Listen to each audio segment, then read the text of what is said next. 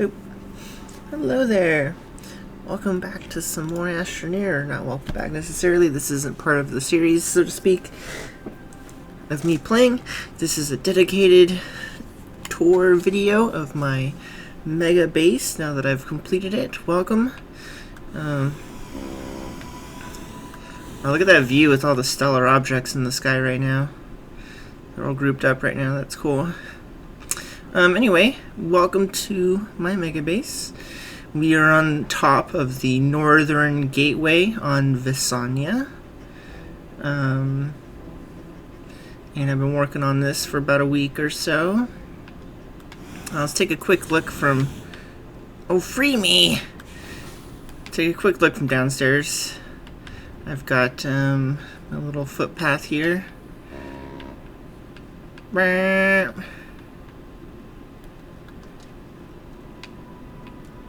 As you can see, there it is. It's all on top of the gateway. I've got my ramp. Let's see if this works. This doesn't always work. Okay, it's working right now. I've got my foot ramp. I've got my rover ramp. Right there's the rover ramp. Got my rail engine, of course. Still haven't lit the gateway. I don't want to yet. There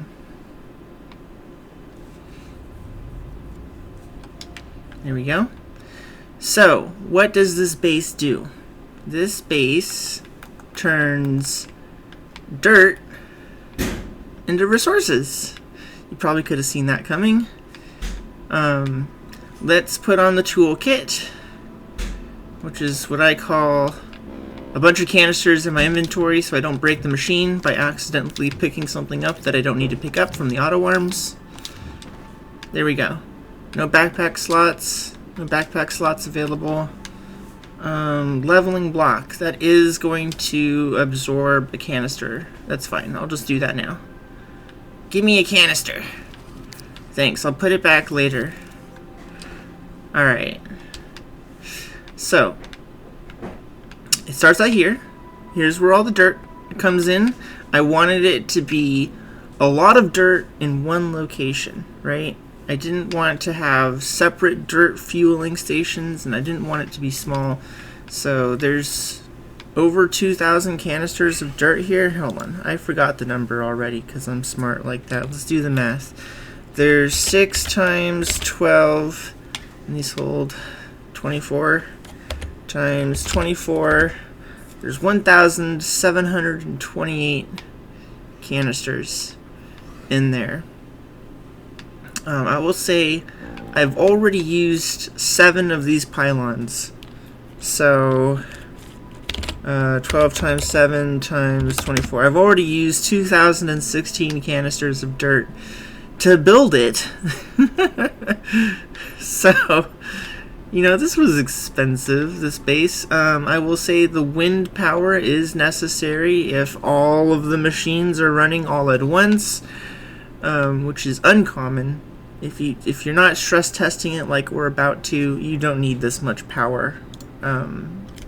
If it's just running little bits here and there, you could do with less power. You can see I've got some RTGs around. I don't have a massive wall of RTGs because I didn't want one. I'm fine with filling the batteries off of wind power. But there are some RTGs just to provide a baseline because of all of the auto arms.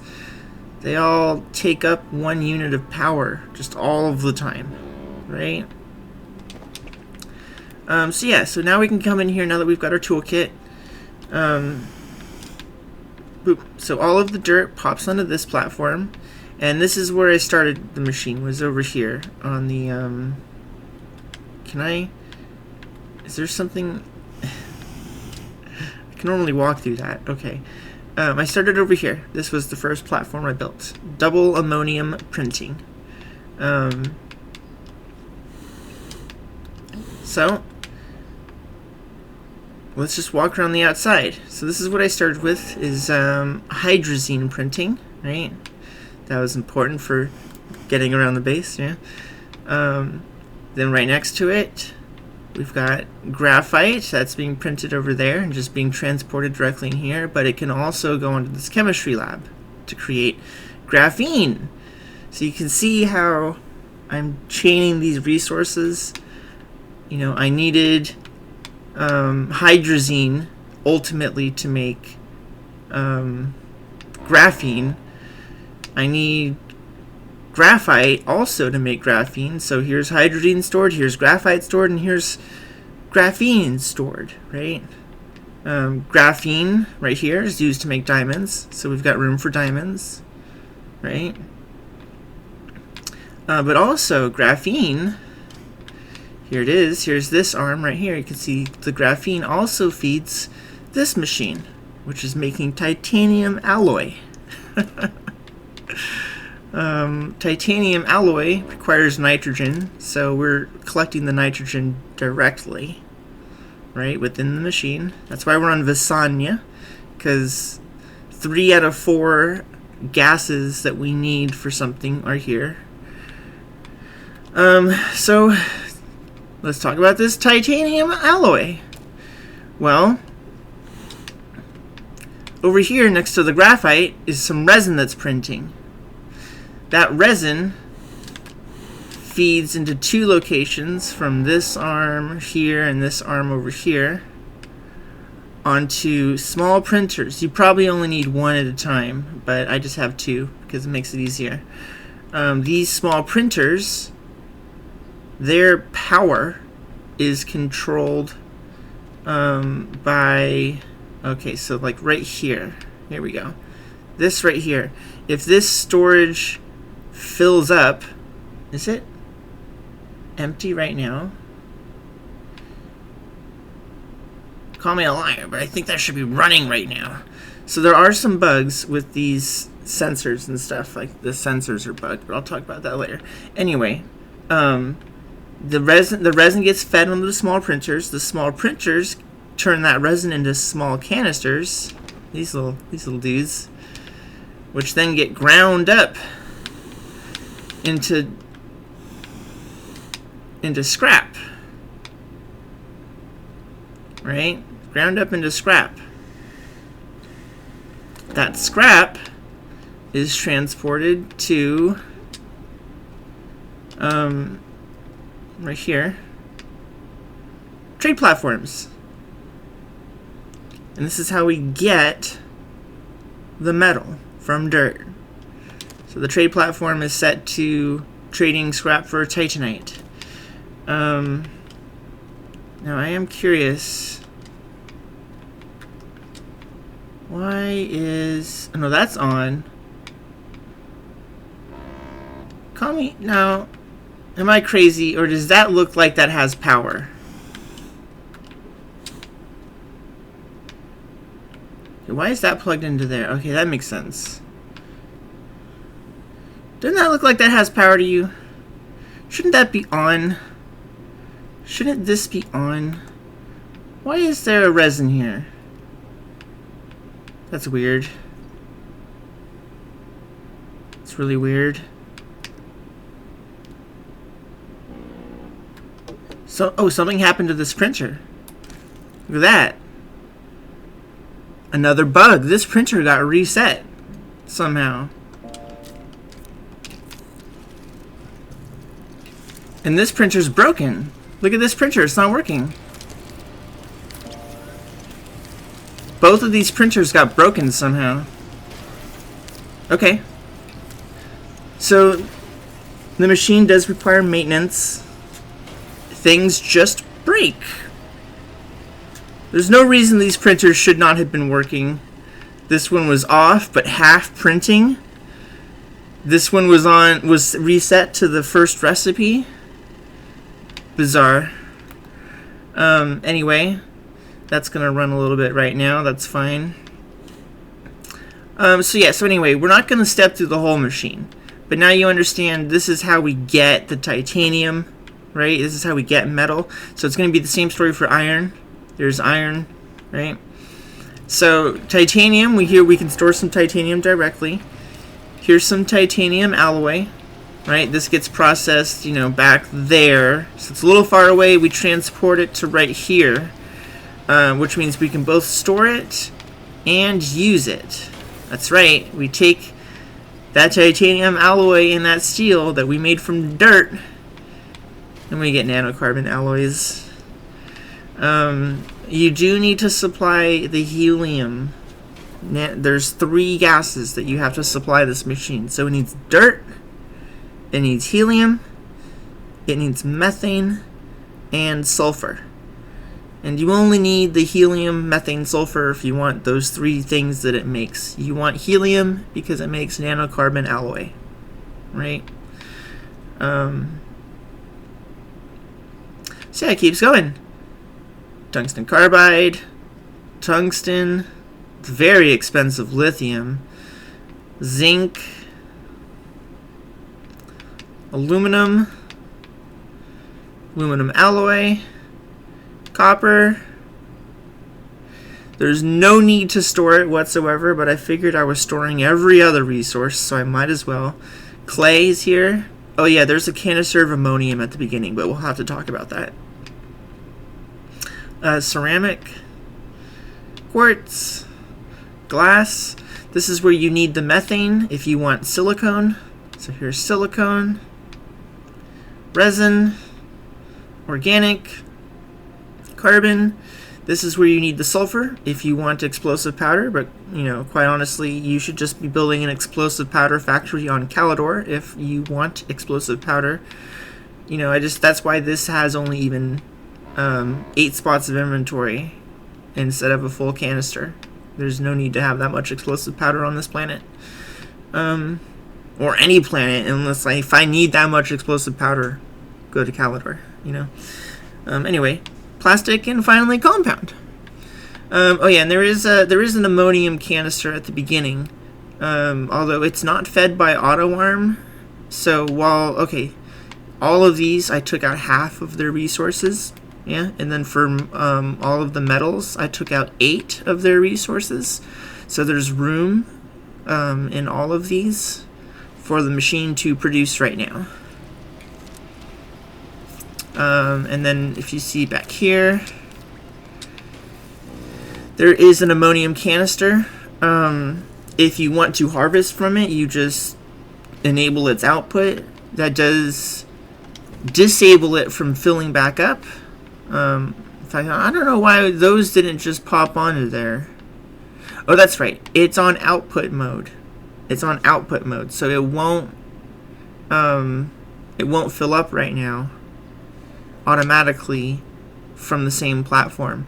You can put stuff into canisters that are on output mode from auto arms, but it won't do it automatically from this. In fact, this is going to mess up right now. When I tell it to go back to input mode, it's not even going to work right now. So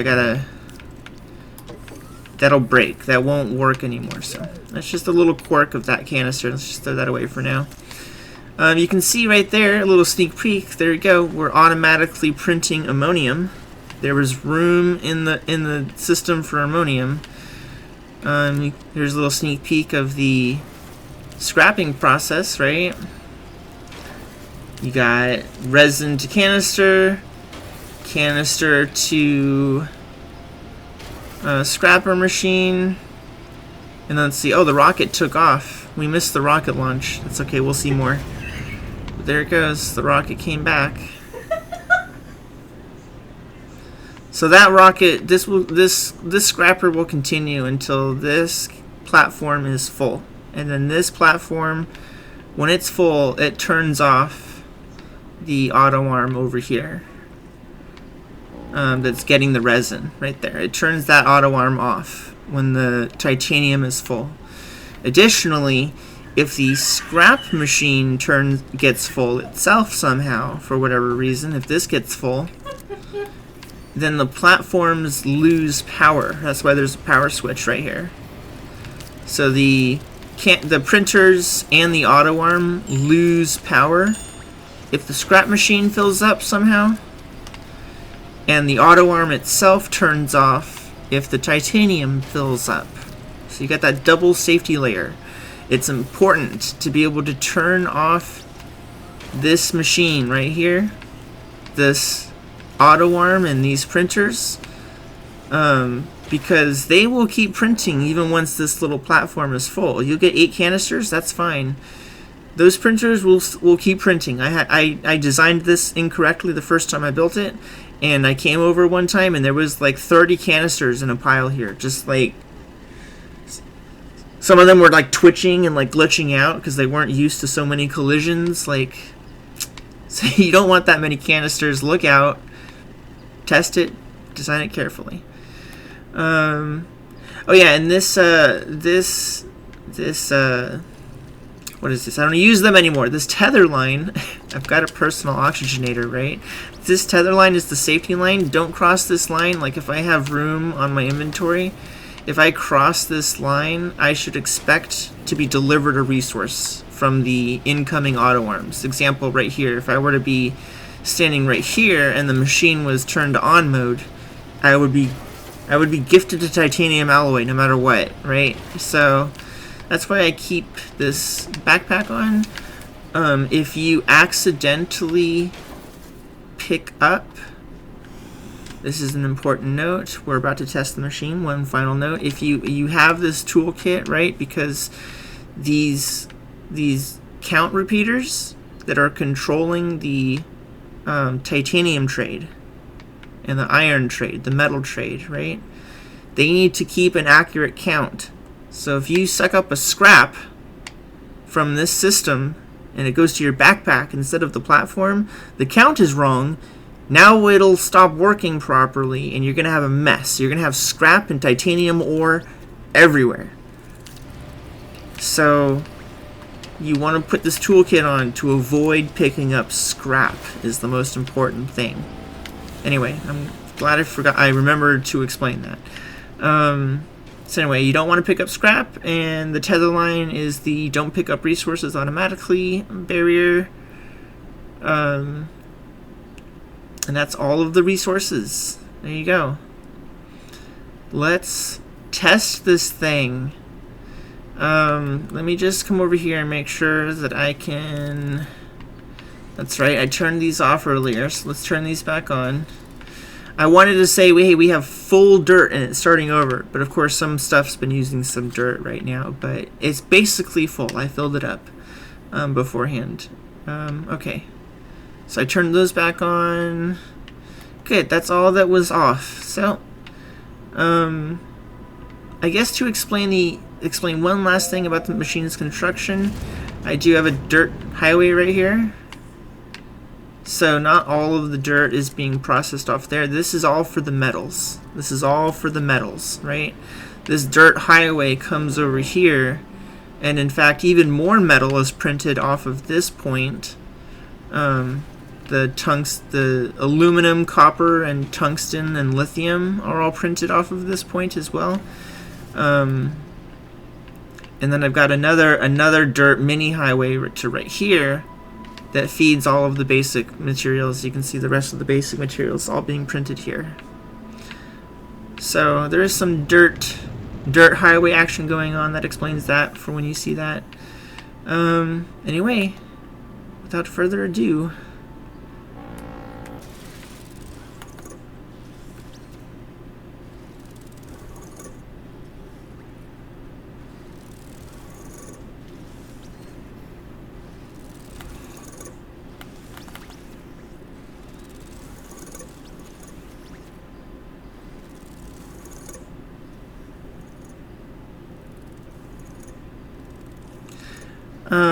I guess I should point out the clay, ceramic, glass, quartz. They have mini printers, and so do the mini smelters, and so do the metal. This arm. Oh look, this arm did not receive the signal.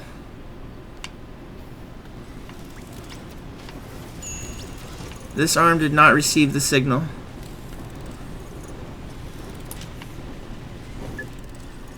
To turn back on.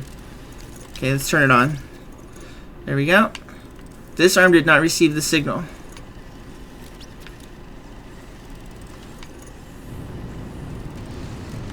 Okay, turn on.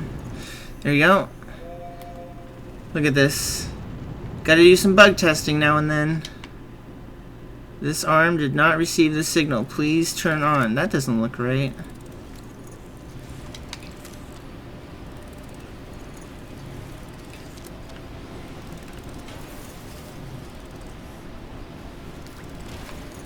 Okay. Please turn on.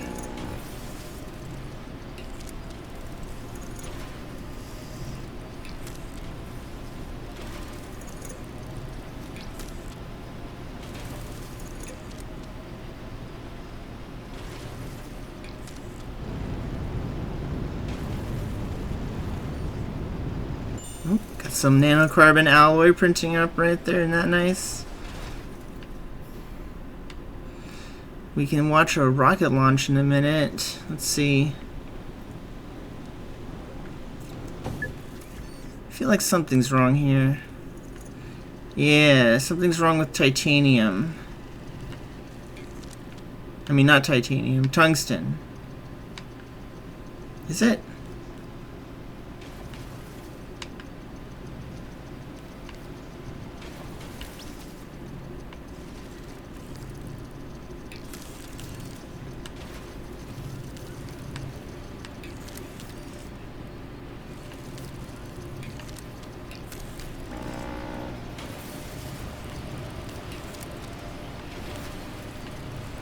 Maybe not. No, yeah. Something's wrong with tungsten.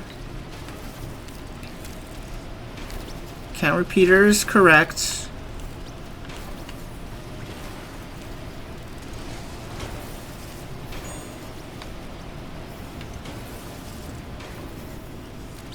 That... Oh, maybe not. We're just waiting for scrap. Yeah, here it comes. Here it comes. We're just waiting for scrap. I gotta remember that tungsten is the slowest because lithium is expensive. Steel and titanium alloy already filled up by the time we got over here. Diamonds almost filled back up. Oh, there goes the rocket launch.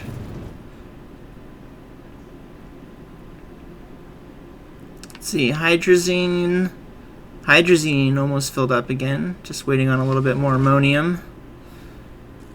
Diamonds are almost done. Graphene's almost done. So remember, we had 8 of each metal to create. Only 4 diamonds to create. But, because they're so resource hungry. But 8 graphene, 8 graphite, 8 hydrazine, and then 16 of all the basic materials. Okay, here's gonna go a tungsten launch. So once that storage drains, that's what sends the signal.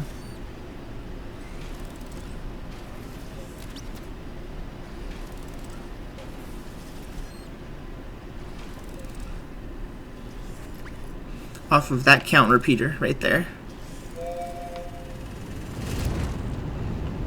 There you go. More tungsten on the way. What about that? Okay, that's waiting for scrap. Okay.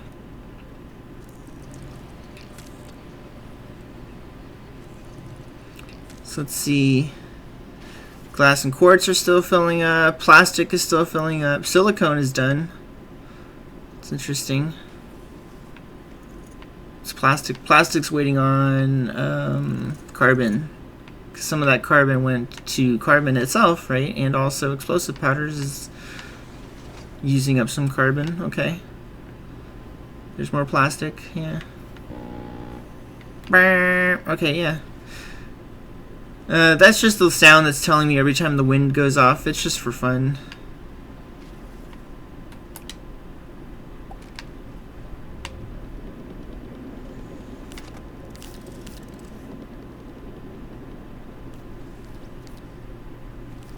So there you go.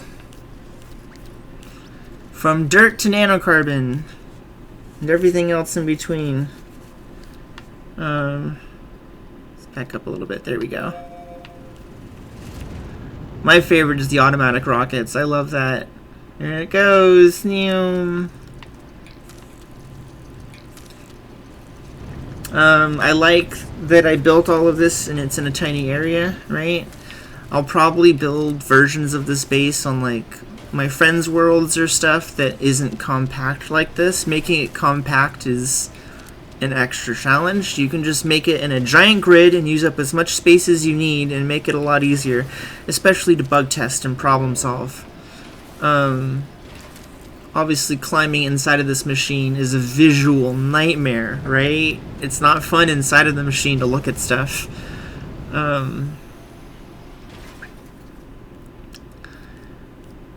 Yeah, this took, so how long did this take me? I mean, really, I want to say like 30 or 40 hours, which includes a whole, like, 4 or 5 hours just of collecting dirt, right? So, it took like 2 hours the first time I collected dirt, and maybe a little bit longer. I don't know, I had to do it twice, so 4 or 5 hours of collecting dirt.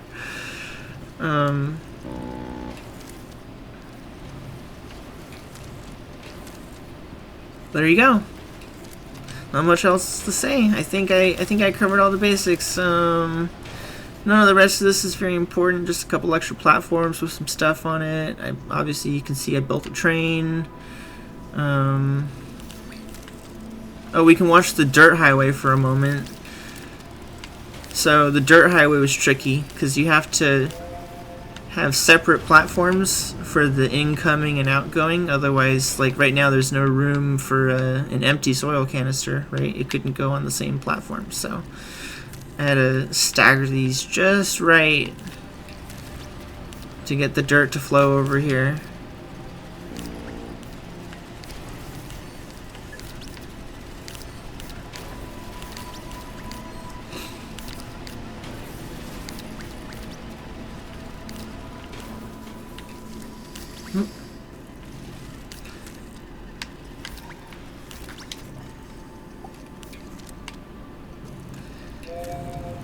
Oh, who's launching? Oh, there it goes. Yeah!